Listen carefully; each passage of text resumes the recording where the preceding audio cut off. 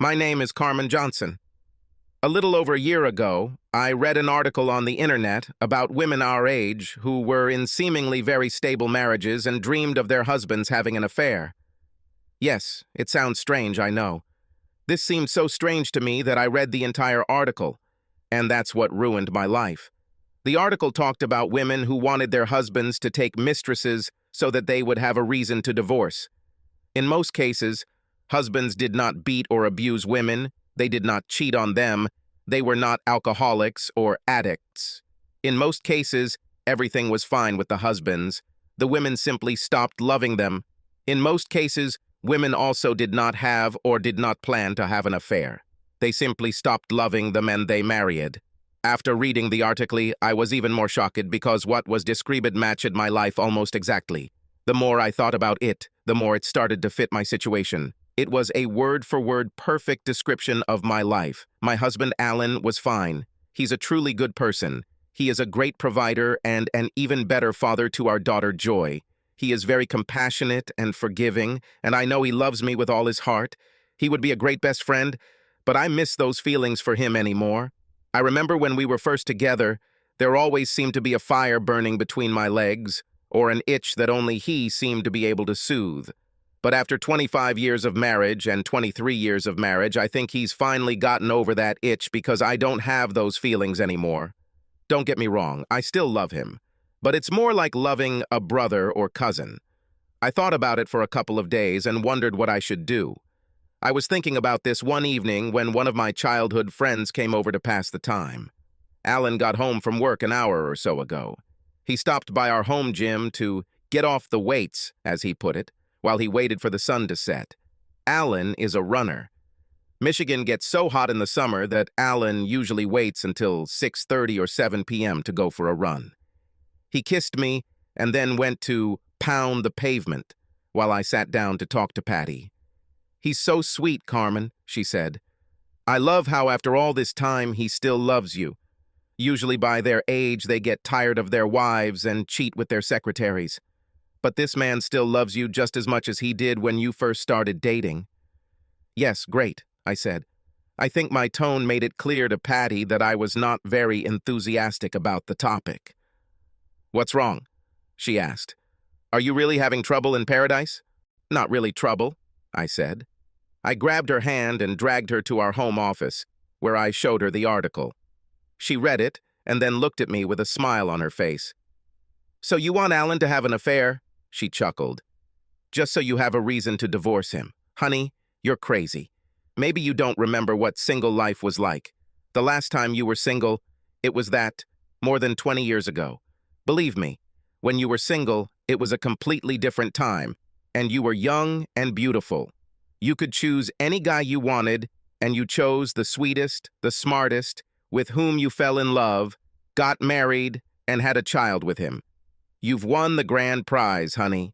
You're on your way to a happy future. If you want to see a life gone bad, try being 48 years old, divorced, living alone and not even dating someone regularly. It will make what you have seem like a fairy tale." "I guess the grass is always greener on the other side," I said. "The freedom you have seems like it would be really wonderful. You don't have to worry about cooking for anyone but yourself. You can go anywhere, anytime, with anyone. You're not tied to anyone." "Carmen, do you have stones in your head?" she asked. "If I had to be attached to anyone, it would probably be either George Clooney or your husband, Alan. Alan is a great guy. Of all the husbands we know, he's probably the best." "I know that, Patty," I replied sharply. "I'm not saying Alan isn't a good guy. He's a very good damn guy, okay? That's not the problem. The problem is that I don't love him anymore. The problem is that every day I'm here feels like fucking torture, and I want to be free. The problem is that I honestly can't go through another night hoping that he won't want to have sex with me. The problem is that I just don't have the courage to ask him for a divorce because he's too nice a guy, and I don't want to hurt him, but I don't like him anymore." When I spoke, my voice rose to a scream. Patty looked amazed in front of me. Her eyes were huge, and her hand covered her mouth. "Did I shock you?" I asked. "I thought that when we've been friends for as long as we have, we can be honest with each other." Patty just sat there and then pointed behind me. I turned around and saw my husband Alan standing behind me. He looked like a balloon from which all the air had been sucked out. He had the biggest tears I've ever seen on his cheeks. Then he looked at me. "I forgot my iPod," he said. "I hate running without music." He turned and went out to run. "Why didn't you tell me he was back?" I screamed at Patty. I didn't mean to offend him. I was just thinking out loud. "With you standing in front of me waving your arms while you screamed about how bored you were, I didn't notice him until it was too late," she said. "By then you've already done things." "It will take time to fix this," I said. Patty looked at me like I was crazy. "This man loves you, Carmen. Did you see how he was injured?"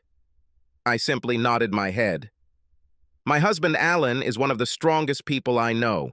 He once ran the last 5 miles of a marathon with blood pouring out of his shoe.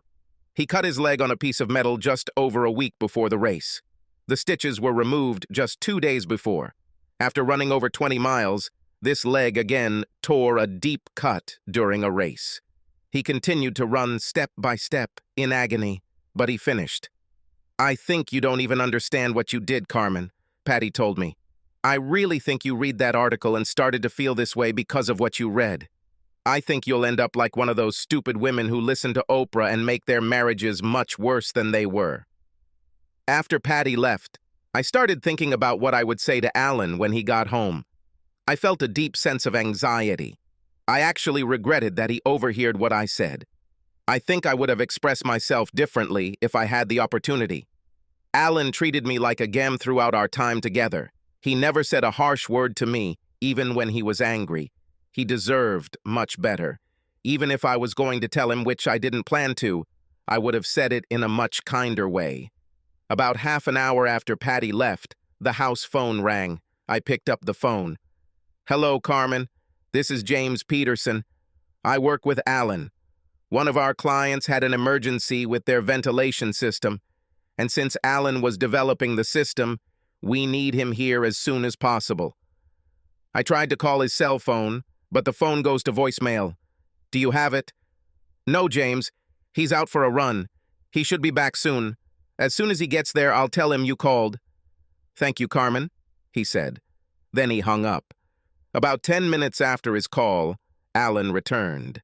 His eyes were so different compared to how they were when he kissed me when he went for a run. They were dull and lifeless. His smile disappeared, and the easy, comfortable atmosphere we shared with each other also disappeared. He looked at me, not as a man who loved me and lived with me for more than 20 years, but as a stranger. He looked like he was waiting for me to say something. James Peterson called you," I said. I felt like a coward for distracting his attention from our problems, but at that moment, I just didn't know what to tell him. I needed more time to think about what I wanted and what to say, hours until he got home. Our voicemail was empty. I called his cell phone and it rang several times before going to voicemail. I started leaving him a message but didn't really know what to say. There were a few seconds of silence and then I spoke. "Alan, honey, it's me. Call me back when you get this. Bye." Alan never called back, and by midday I was panicking. The only time he was gone for so long was a nightmare. He was injured at one of the customer's plants and was hospitalized. I called his office and asked what was going on. His secretary, Sherry, spoke to me.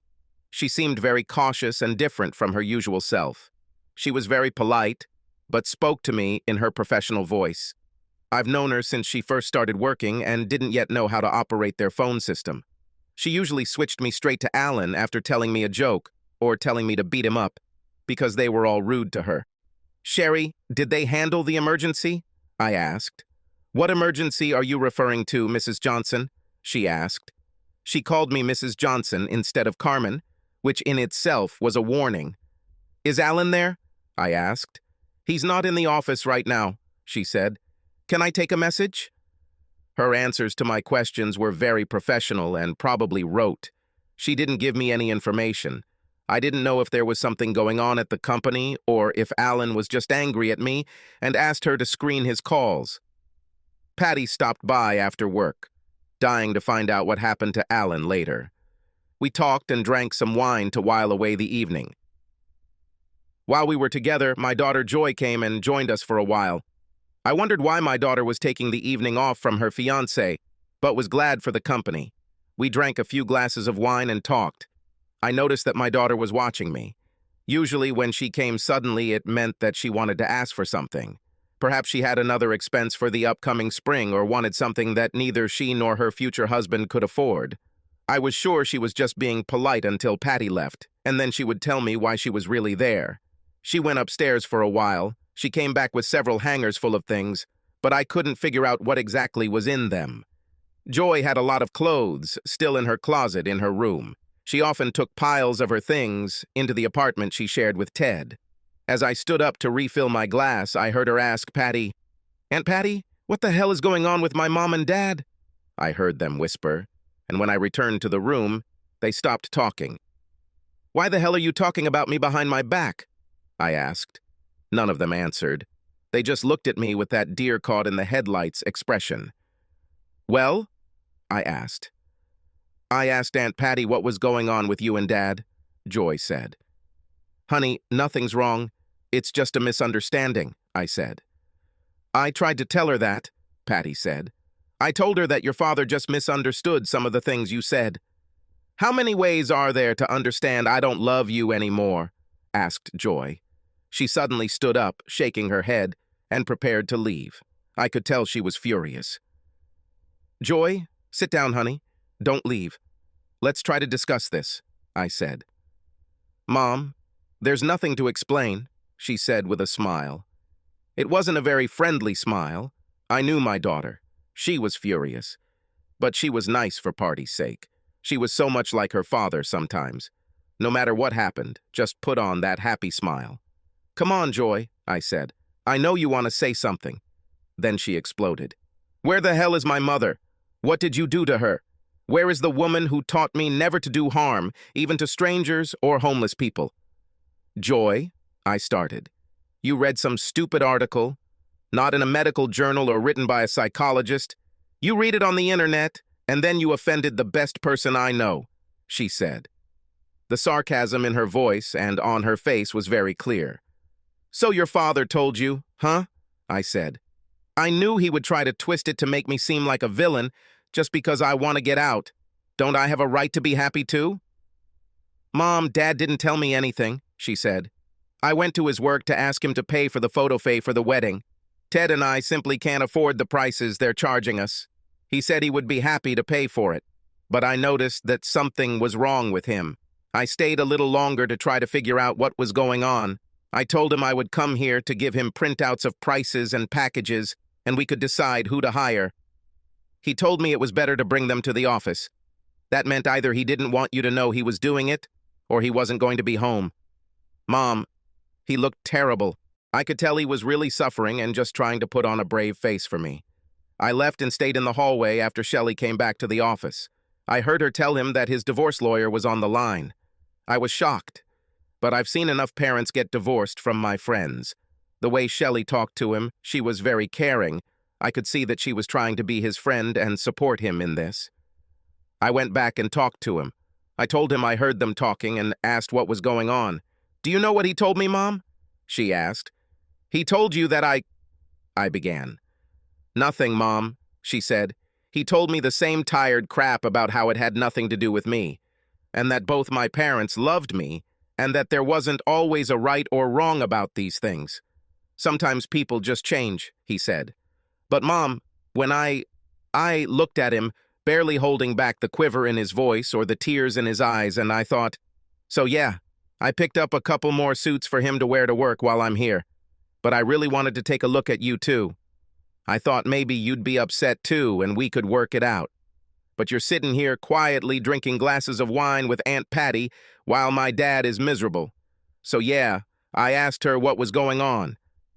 Now I know and I'm leaving. Mom, I hope you're happy. Dad is still Dad. He gives you what you want, just like he has for the last 25 years. But you know what they say, be careful what you wish for. She headed towards the door. "So I'm still a villain, huh?" I asked. She turned around and stared at me. "What did you expect?" she asked. "I love you, Mom. Dad told me to remember that. His exact words were, She's still your mom, and she loves you too. The problem, Mom, is that I just don't like you very much right now. Joy, wait, I said. We need to talk about this. And I want to talk to your father. I don't feel like talking right now, Mom, she said. And Dad sent you an email. After she and Patty left, I walked over to the computer and logged into my email. It was there among all the spam mail and chain letters. Dear Carmen, the letter began. I always considered the day I met you to be the happiest day of my life. I still think so. What I overheard yesterday hurt me very much, I can't deny it. But despite the pain, I understand that you have the right to express your feelings and act on them. I think when this is all over, I will still be glad that you were in my life as long as you were. You were the ideal wife. You were loving, beautiful, smart, sexy, and the best friend I have ever had. I hope that the next man in your life will have the qualities that I lacked and can bring out all these qualities in you again. What I want most is for you to feel like you can trust me enough to just sit down with me and explain how you feel. I guess that's another thing I missed because I would never force you to stay with me if it made you unhappy. I honestly thought we were happy. As always, I will do my best to give you what you want. I have already told my lawyer to start divorce proceedings. I'm not going to try to be unfair to you. We'll split everything in half, including the house. But if you want to keep the house, we can include that in the agreement. The only thing I insist on is a clean break. I don't want to send you a check every month or something like that. Our attorneys can work out a lump sum payment or other appropriate financial terms. It would be nice if you could spend Saturday with Patty or your friends so I can come and pick up the rest of my things. I would really like it if we could do this at least without involving lawyers. I'll come on Saturday after 9 in the morning. If you're still there, I won't stop. Always remember that I loved you with all my heart and my greatest dream was to grow old together and watch over our grandchildren. Since that probably won't happen, I'd like us to get this over with as quickly as possible and with as little trouble as possible. My lawyer assures me that most divorces don't actually go to trial.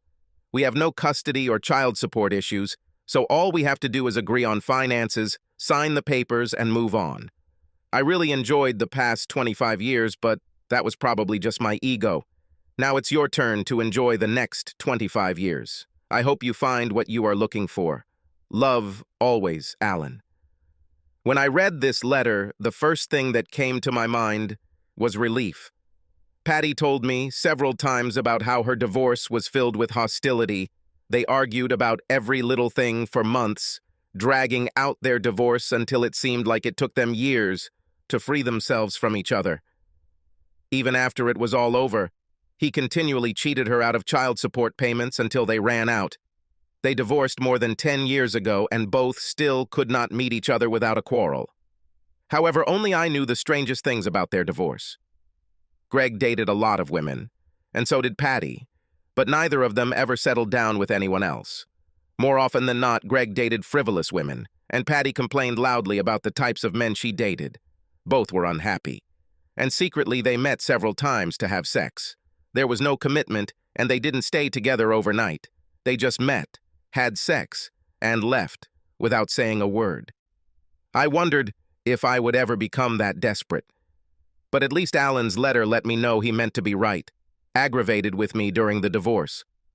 Over the next few weeks, I woke up whenever I wanted and tended to my garden, although I didn't understand why.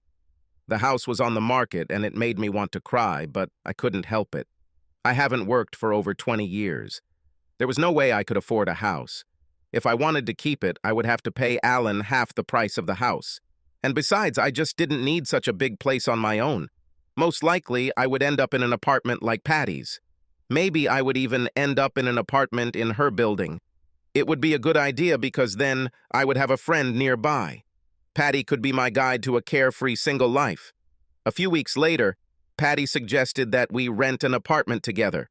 I told her that I liked the idea, but I was worried that it might interfere with her love life. I didn't want her to feel awkward inviting men home after dating. She just looked at me like I was crazy and said it was worth saving 50% on her rent and expenses. Plus, since I wasn't working, someone would be home during the day to receive her packages, and make sure the superintendent didn't go through her things. Less than 3 months later, my divorce was finalized. Patty and I decided to celebrate. Most evenings we stayed at home, drinking and watching movies. This was my first time out as a single woman. We agreed on different signals so that one of us would know if the other was about to get lucky. We sat at the bar alone most of the night. The only difference to what we did that night was that instead of making our own drinks, the bartender made them and they cost us a lot more. Patty blamed the bar. She said we should have gone to a busier place. I tried to remind her that there were a lot of men there, and I saw them meeting some of the women. It's just that none of them tried to get to know us. Perhaps we created the impression of girls falling in love with each other or maybe we just weren't dressed provocatively enough. I've had the feeling for the last few weeks that maybe I really mistreated Alan. I was sure that yesterday was hell for him. I imagined him sitting alone in some crappy little apartment, drinking himself to death. I felt sorry for him. I called Joy, and Ted answered. Once he knew who was calling, he wordlessly handed the phone to Joy. "Yes, Mom," Joy said. "How is your father?" I asked. I know yesterday was probably hard for him. Maybe I should call him and try to cheer him up. "Mom, Dad is on a cruise," she said. "For a few months, he kept to himself. He bought a nice little house in a very nice community. He did a lot of things to the house. Looks like it's his hobby now or something. Anyway, I think he's gotten over his depression because he looks really good. There is no trace of sadness left. You know, I always thought he was pretty sweet. Anyway, I think he started dating again because when he was shopping, I saw him take 2 units of most of the goods I bought. So I was wondering, how would you feel about me dating him?" she asked. For the first time in months, I felt a surge of emotion. I didn't say anything, but the thought of Patty dating my Alan filled me with anger. I imagined a loathing sex and almost lost consciousness from nausea. "I have no way to contact him," I said. "Sorry." "Oh, you don't have to worry about it," she said. "Joy will come over to talk about the wedding later. She called earlier." I toyed with the idea, and the more I thought about it, the more I decided that I didn't like it at all. But Patty is my oldest friend, and I didn't want to offend her, so I didn't say anything. My daughter actually came later. We talked about the latest plans for her wedding and when rehearsals would start. I didn't really have much of a say in the planning and felt bad about it. She told me that certain things that happen at some weddings would be excluded from hers to avoid hurting her and my father's feelings. As she told me, I wouldn't have to worry about awkwardness because I wouldn't have to sit next to her dad. I won't have to dance with him either.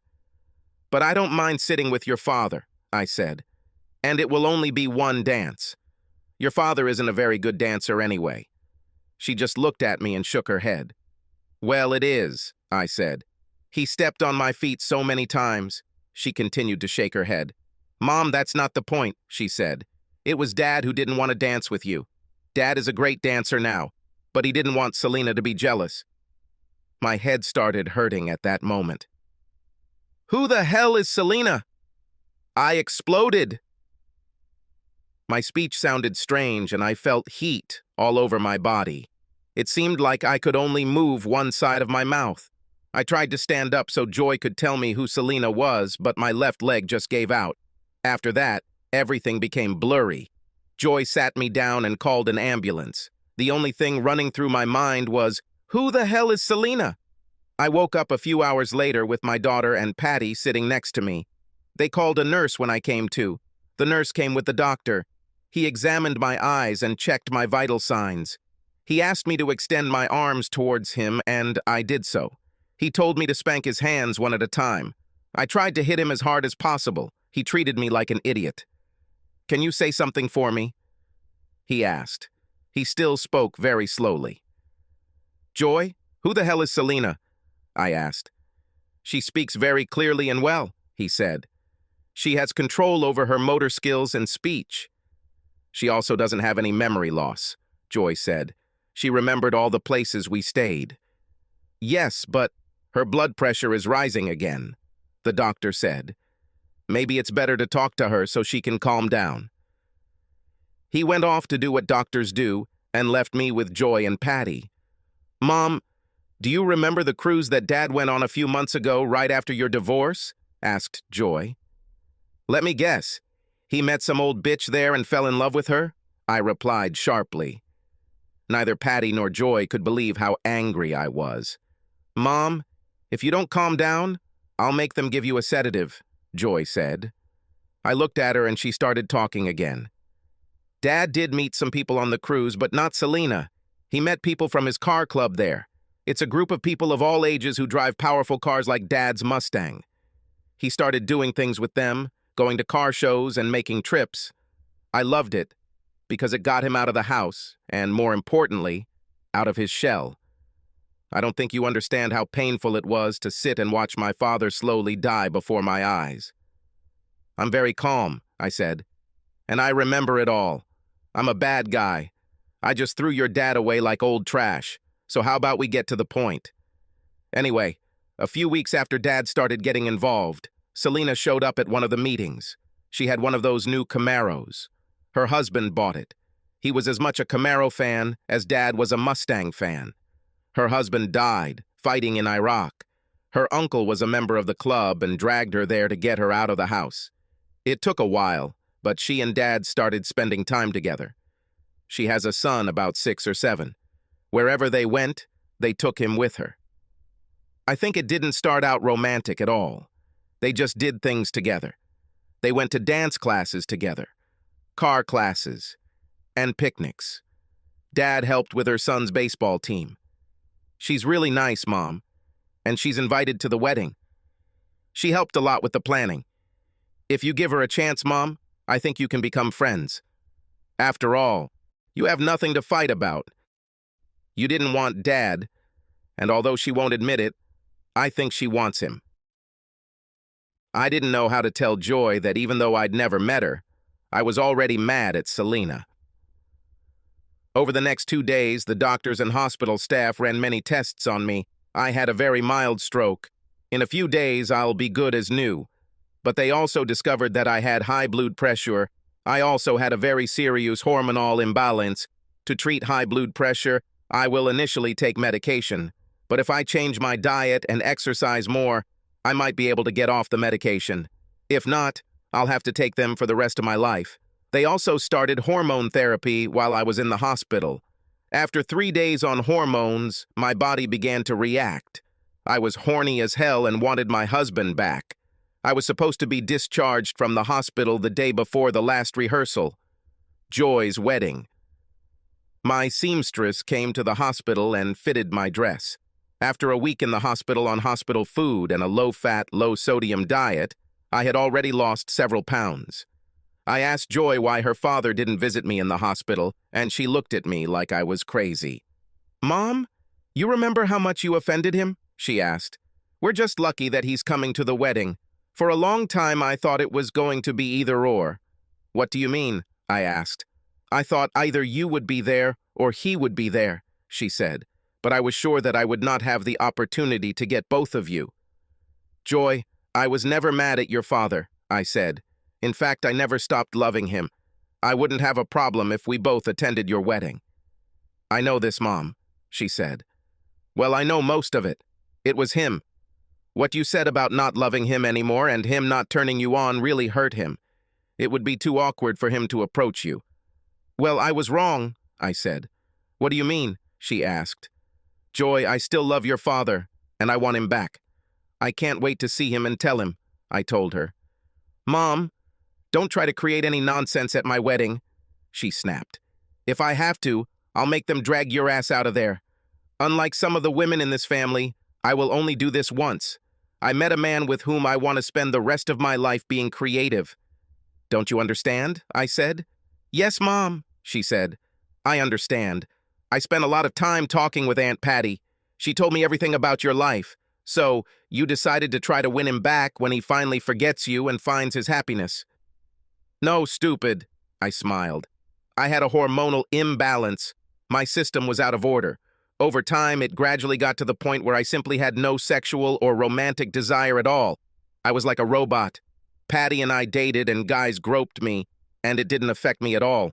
They could feel my breasts or do whatever they wanted, but I just didn't react. I just didn't feel anything. But now that I'm on hormone replacement therapy, it's all coming back, I said. Well, Mom, I'm glad it's coming back to you. And it's better than reading this on the internet and deciding you don't love Dad, but remember my warning. If you bother Dad or Selena, if you ruin my wedding in any way, I will throw you out and never speak to you again. She just shook her head as she walked away. I had a strong opinion that my own daughter did not believe me. I truly believe she thought I was running some kind of scam on her, and I was just bored with the single life and wanted my husband back for the comfort and security he could offer. Patty came later and took me home. She was a little grumpy about having to go and pick up all my prescriptions. Most of the medications I received were temporary. I would only be on them for a month or so. After that, all that's left is hormones and high blood pressure medications. We also had to go shopping for groceries that I needed for my diet. I asked her why she was so upset, and she told me. She had not yet been able to find a suitable date for the wedding, and this worried her greatly. For Patty, Joy was the closest thing to a daughter. She held a very important position at the wedding. For this occasion, a professional stylist did her hair and makeup. Why not take advantage of one of your bar meetings? I asked. Carmen, these guys don't want to be around the wedding. Guys our age and older are already married, divorced, or never intend to get married. In any of these cases, neither of them wants to go to the wedding.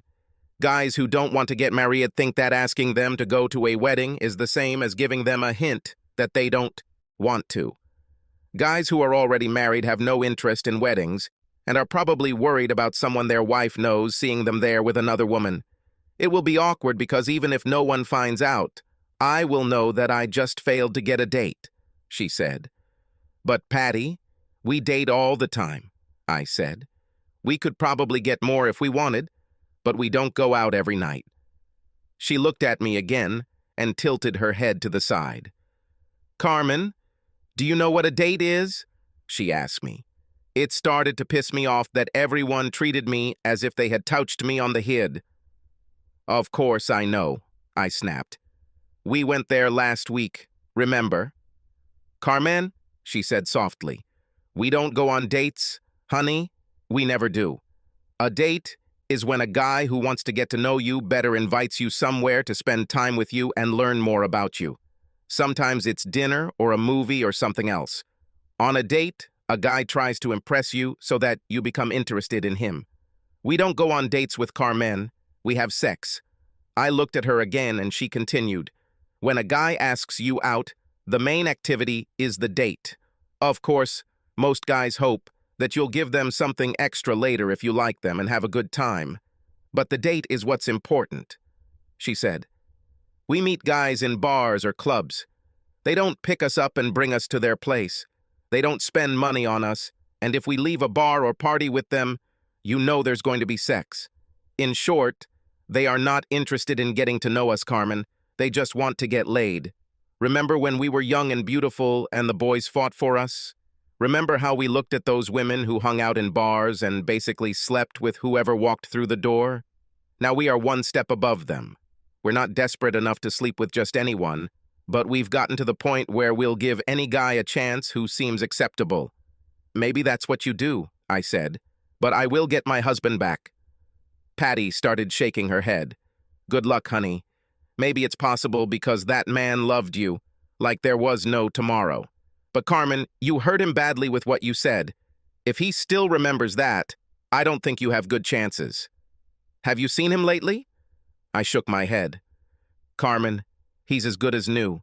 He's probably running even more because he's lost a few pounds, and he's moving like a young guy. He's always been in shape, so maybe it's just because we're moving slower because we're not like that. He dresses better too, and he smiles. The day I saw him in the supermarket, he smiled all the time. But I know Alan, I said. As soon as he knows that I want him back and I explain everything to him, we will talk and put this all behind us. Tomorrow evening, at the wedding rehearsal, our second stage of life together will begin. So what will he say about the guys you went home with or slept with? She asked. It's probably best if we don't mention it, I said. Well, sooner or later it will come up, she said. And I think you're wrong about that too. If you don't mention it and he finds out from someone else, it could ruin everything for you. You hope you end up getting married again, don't you? Well, yes, I said. We should never have gotten a divorce in the first place. Then you really need to tell him, because if anyone else does it, it'll look like we're a couple of old bitches who are so desperate to get laid that we go out hunting for it. We're actually worse for doing it. Free, she said. Loneliness can be a terrible thing. Patty and I got dressed up for the wedding rehearsal the next day. We went to the church and learned where we would stand and what to do both at the wedding itself and during the reception. A few people were late and we had to either repeat parts or tell them what they would be doing on the day of the event.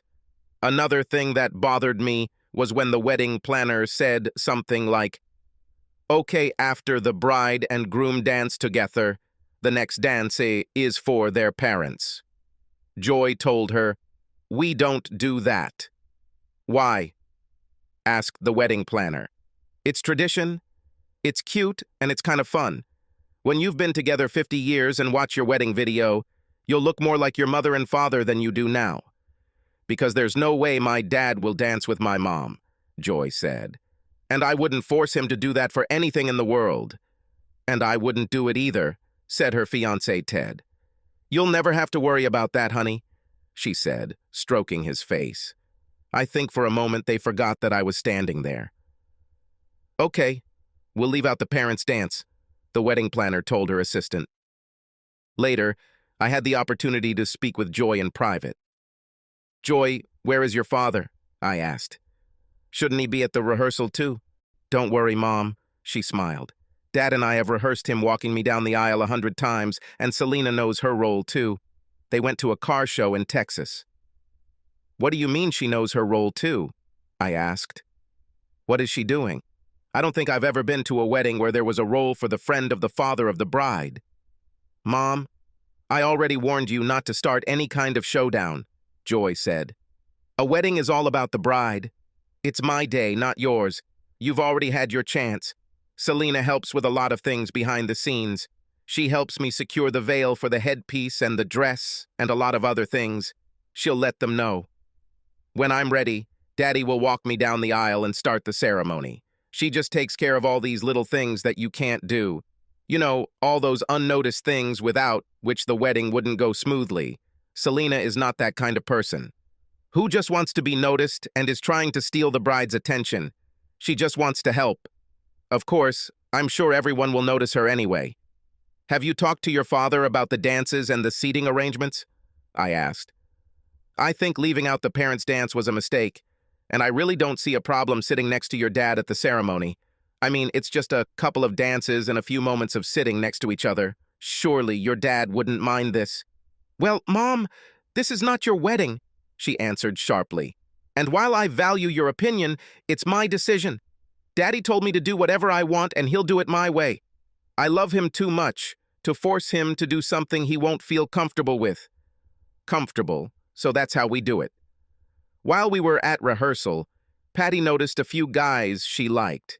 She decided that the best plan was to meet them at the wedding, and she might even dance and sit with one of them. She wanted to look her best, and unlike the bridesmaids, she could wear whatever she wanted. She chose a bright yellow dress that I hadn't seen her wear until her wedding day. I thought it was quite short for someone our age, but I liked the color. I also decided to go all out. If I needed my husband back from this Selena woman, I was going to need it. I'm sure Selena is no more attractive than me. I used my pedometer to determine this. I asked Ted what I looked like. He made a face and said that I looked pretty good for a woman my age. Then I asked him what Selena looked like, and he looked like he'd been punched in the stomach. He said she looked, okay. I could tell he was trying to be diplomatic, so I was sure that I was at least as attractive as her, and possibly more attractive. This got me thinking. She had a baby, so perhaps her hips widened and her breasts sagged. She also, obviously, but she was the type of boy, since Alan met her at his car club. No one described her as anything other than cute. So once Alan sees me in all my glory, I don't think I'll have much trouble winning him back. I went to Patty's stylist and got my hair done the day before the wedding. I made a makeup appointment the same day as Patty and bought myself a really nice dress. It wasn't as short as Patty's, but it was bright pink, so it stood out, but wasn't as flashy or loud as Patty's yellow dress. The wedding day arrived, and I was excited. Patty and I did our makeup and went to church. Everyone looked at us as we got out of the car and entered the church. I looked at the dresses of most of the guests and decided that ours were much better. They stood out, just like a mother of the bride should. People kept smiling at me when they saw me. Some of them were dressed so modestly and soberly that they seemed to be going to a funeral. One woman was handing out programs or something like that at the entrance to the church. She was beautiful, but she had absolutely no idea how to dress for a wedding. She wasn't even wearing a dress. She was wearing a suit. The suit fit perfectly. The top and blouse showed that she had nice breasts, but was completely covered so no cleavage was visible. The skirt was tight and showed off her figure and went to mid-calf with a small slit. It emphasized her long legs without showing anything too much. She had really beautiful brown hair and big green eyes. She was about 30 or 35 years old, so I assumed she was probably a relative of the groom who was helping. She handed me a program as I walked in and told me she liked my dress. She said the same thing to Patty, and we both smiled at each other. "She was a sweet girl," Patty said. "Yes, she really is," I agreed. When Patty and I walked into the church, it seemed like every head there turned to look at us. Patty looked around for one of the guys she saw at rehearsal. We sat together for a while until Patty jumped up and started waving when she spotted one of the guys she was waiting for. She stopped waving when she noticed he wasn't alone. "That bastard is married," Patty spat. I stood up to get some water to drink my medicine and noticed the woman at the door was still waiting after everyone had sat down. I smiled at her and asked why she hadn't come in yet. She told me she was waiting for her date. He was late. "Men," I said. "They always either rush us or make us wait." "Yeah, but this one is definitely worth the wait," she said. As she said this, her smile grew a little wider. I wonder if my face was this smooth when I was her age. And I wonder if my emotions were as clear and easy to read. This girl was in love. There was no doubt about it. As soon as I returned to the church, the page boy came for me. He brought me and Patty further held to the church to the room where Joy was getting dressed. As I walked by, I heard someone whispering about two old bitches in clown dresses and bright makeup. I was furious. I was hoping to see them. I would fight them back. How dare they create a performance on my daughter's wedding day? When Joy walked into the room, I was amazed. She looked radiant. Her headdress was already secured and her veil was raised. All she had to do was put it down. Whatever Selena is, she did a great job. "Mom, what are you wearing?" Joy asked sharply. "And you too, Aunt Patty. Why did you do that?" "What have we done?" I asked. Patty shrugged. Somewhere in the back of my mind, it started to dawn on me. Joy wore a very soft white dress with pale peach accents, trim, and veil. Her bridesmaids were also very sophisticated. Their dresses were peach-colored with white trim, a perfect contrast to Joy's dress. Patty and I chose colors that were so bright they were almost garish. "Mom, just sit somewhere in the back, please," Joy said. "Maybe between the wedding and the reception you can go home and change into something you can wear in church.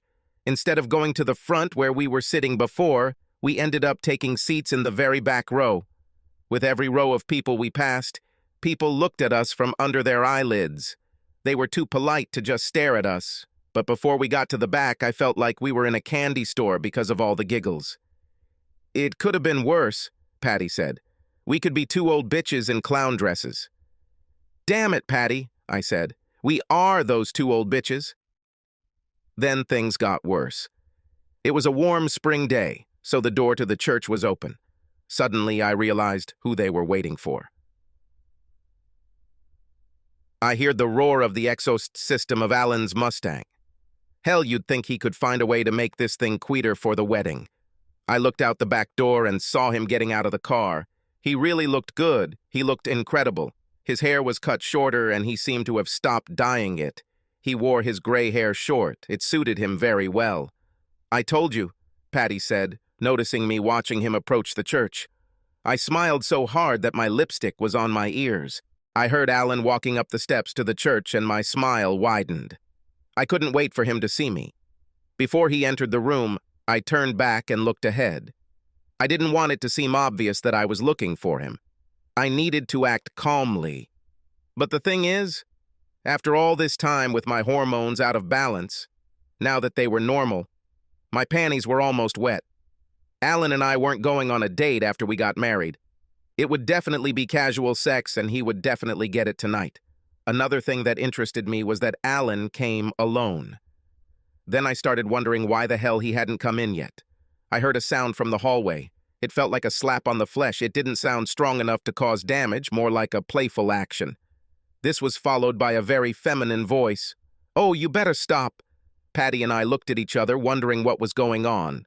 We looked back and saw Alan finally enter the church. A woman in a skirt suit followed him as he walked towards Joy to escort her. My smile completely disappeared when I noticed that the woman was rubbing her butt with one hand and holding my husband's hand tightly with the other. If her smile was incredible when she talked about her date earlier, now her face lit up the room. All I could do was sit depressed, my smile gone and my face gloomy. A few moments later, she came in and signaled to the organist, who began to play the wedding march. She sat in the very front row on the opposite side of where I was supposed to sit. After some time, Alan appeared, escorting Joy to the altar. The ceremony itself was wonderful. I cried several times. One or two of them were even related to the ceremony. After the ceremony, things got worse. Joy decided to take some photos at the church. Patty suggested taking one photo of the bride and her mother. Everyone decided it was a good idea. Neither Joy nor the photographer liked it. The contrast between Joy's exquisite wedding dress and my colorful outfit was too great. Alan said something to Selena, and she took off her jacket and handed it to me. She simply took off her jacket and handed it over. Her smile didn't change. She was clearly willing to do anything to make my husband happy. It reminded me of how he always treated me. I'm not a big woman at all, but I couldn't even fit my hand into her jacket. Although she was slightly taller than me, she was thin. The photographer took several photos of Alan and Joy together, and one photo of Alan and Selena together. This made me extremely angry. Finally, at Patty's urging, the photographer took one photo of Joy and me together. I pressed myself close to her and pressed my face to her cheek. I asked the photographer to take a close-up. This way the color of my dress wouldn't really show. I was going to burn this dress as soon as I got home. He took the photo, and as I moved away from Joy, I heard everyone around me gasping. I looked at Joy and noticed a large smudge of my makeup on her cheek. Joy looked around and asked what was going on. Someone handed her a mirror, and she sighed too.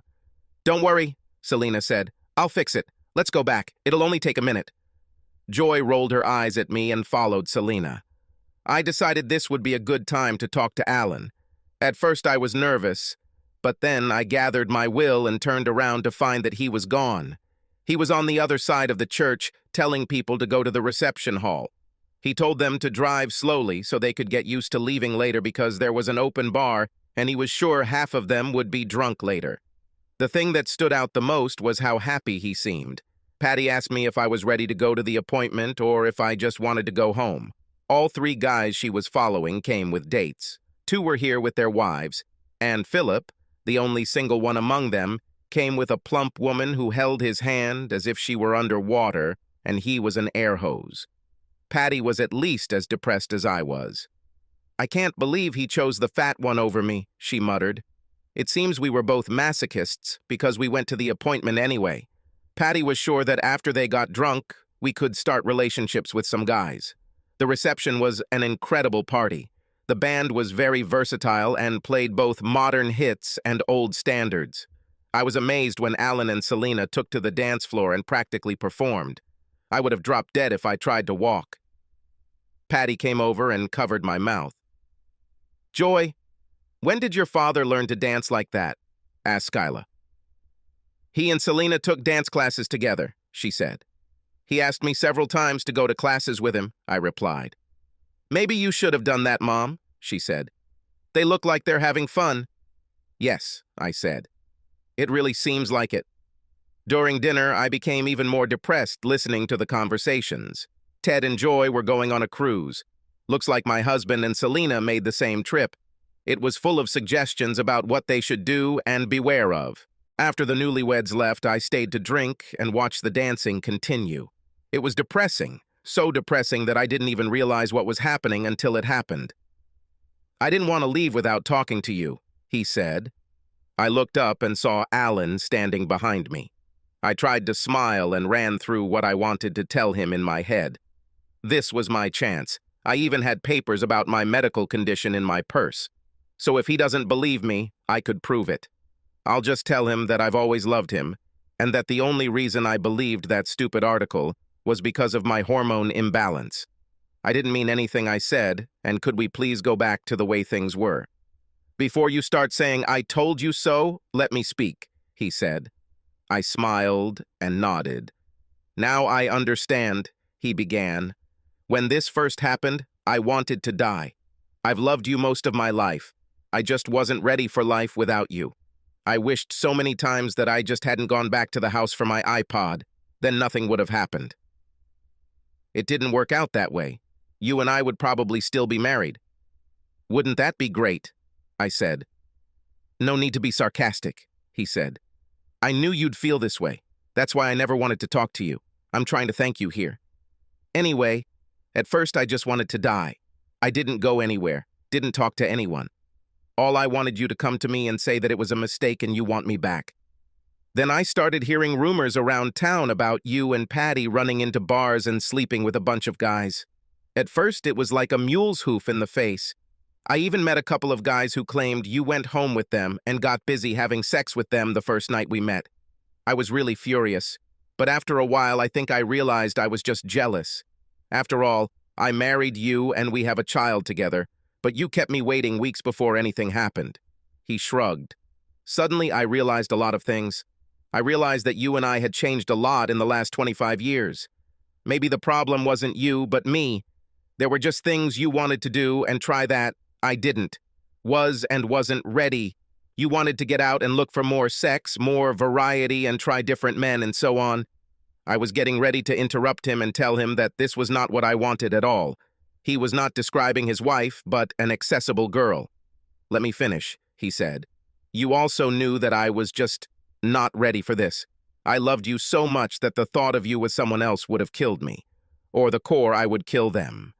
And maybe you too. But you needed it so much that you did the honorable thing. Instead of cheating on me and cuckolding me like those sad guys on the internet, you made the right choice and we got divorced. Then, as a free woman, you could go out and spread your legs. That is, develop and accept your new life. Like I said, I was bitter for a long time. Even after the divorce, I kept hoping that you would come back. After some time, I realized that even if you came back, nothing would work out between us. In the end, after everything what you did, I just could never accept that a simple, ordinary me could ever be enough for someone like you. And that's what I need, Carmen. I'm a one-woman man, and I need a woman who only wants to be mine. We would never be happy together again." Then I looked at the last few years of our life together. I know you talked about how unhappy you were, and I finally saw that I was unhappy too. I needed someone who was willing to go out and run with me, someone who would share at least some of my interests. When I met Selena, it was like a fog rising. We are perfect for each other. I'm going to spend the rest of my life with her, even though she has terrible taste in cars. And I never would have met her if you weren't smart enough to know and brave enough to admit that we were both unhappy. Now we're both happy. You with your new free, sexually liberated lifestyle, and me with my soulmate. So I just wanted to say thank you. Before I could say anything, before I could tell him he was wrong, she was there. She snatched the glass from his hands before he could take a sip. "We don't drink alcohol, honey. We exercise," she reminded him. "Did I hear my name mentioned?" "I was just telling Carmen about your terrible taste in cars," he smiled. "Oh, honey," she began. "The only difference between your car and mine is about $10,000 and that little horse on the front." "Yeah, you paid them an extra $10,000 and still didn't get a horse or horsepower. Plus you can't see anything from it," he chuckled. "I see you, and that's enough for me. she said admiringly. I think I felt bad. Even when she spoke to me, she still held his hand. She extended her free hand to me for a handshake. I'm Selena, she said. Selena Johnson. I told you he was worth the wait. Lena, this is Carmen, Alan said. My ex-wife, and Joy's mother. Selena smiled and patted me on the shoulder as if we were old friends. Oh, God, she said, laughing. Then you already know how special he is. And your daughter is a wonderful girl. Good for you for raising her like that. I can see where she gets her personality from. She was not at all embarrassed by me and did not feel intimidated. She still held his hand tightly, as if he belonged to her even through this. Did you say your name is Selena Johnson? Patty asked from behind me. I was still Moldovanoy, and my brain was not functioning. Selena smiled and showed us a large diamond ring. We got married in Texas, she said. But we didn't say anything because we didn't want to distract from Joy's big day. She doesn't need attention distracting from her moment. We old people need to give the young ones their chancey to shine. And how old are you, if it's not a secret? I asked. 35, she replied sweetly. It was really nice to finally meet you, Carmen, she said. Maybe you and Patty can come to our house for a barbecue when the kids get back from their honeymoon. It'll be a small get-together because our house is nice, but not that big. Maybe we'll do it just for the 7 of us, newlyweds, you and I, you two, and our son. I'll ask Joy to call you and tell you the date when she will call me from the ship. Is Joy going to call you from the ship? I asked. We talk every day, she said. At first, she just wanted to make sure I treated her dad well, but it turned into something more. I watched as they walked away hugging each other, and there was nothing I could do but sit in a depressed mood. Patty took my hand and led me back to the car. When I got home, I looked at every website I could find to find the article that started my life going downhill. Surprisingly, I could find links and mentions of it, but could not find the article itself. I also couldn't find the author's name. I was going to keep searching until I found her. Nothing ever disappears from the internet. And when I find her, I'm going to sue this girl for ruining my life. On the other hand, life moves on, and I have no choice but to continue living. Much to my chagrin, Alan and Selena are so happy together that it kills me to see them together. As much as I wanted to hate her for being smart enough to pick up and cherish what I threw away, I couldn't. She makes Alan much happier than I ever could. But I wouldn't be human if I didn't take my chance. Unknown to Alan, I sat down and had a serious talk with Selena, which gave me a lot. I explained to her how I felt towards him, and even told her about my medical condition and how it led to the mistake I made. I know it sounds stupid, but Selena is so damn sweet that I thought maybe we could all sit down and talk about the situation like adults. This was the first time I saw her lose her composure and get angry. She made it very clear to me that she was very sorry for the pain I went through, and she accepted that what happened to me was not entirely my fault. She said that given that, there was simply no way she would give Alan away, and, pregnant or not, she would beat me up if I ever mentioned it again. Things have been a little tense for a while, and we haven't had as many Johnson girls meetings. I could tell Selena was really angry with me, but she finally called me and invited me and Patty to a barbecue. When I arrived, she really apologized to me. I told her it was my fault for what I suggested, but she said it was her fault for how she reacted. We hugged and both felt better. Little did I know that later I would feel even better. Sitting in front of their small but beautiful pool and admiring the work they had done with the landscaping, Selena walked up behind me. She introduced me as her sister in spirit, which I guess is not the same as her sister-in-law, to the man standing with her. He turned out to be her widower uncle, and we have been dating ever since. He's a little older than me, but very sweet. Of course, he's not Alan, but I didn't expect that. We have a lot in common, including our high blood pressure and mutual aversion to exercise of any kind. We'll someday babysit Alan and Selena's kids while they go off to run marathons and attend car shows. Our sexual appetites are also similar. Unlike Alan, he doesn't try to jump on me every night, and when we do, It's not a frantic, passionate union, but a calmer, slower fusion. This is a plus, in my opinion.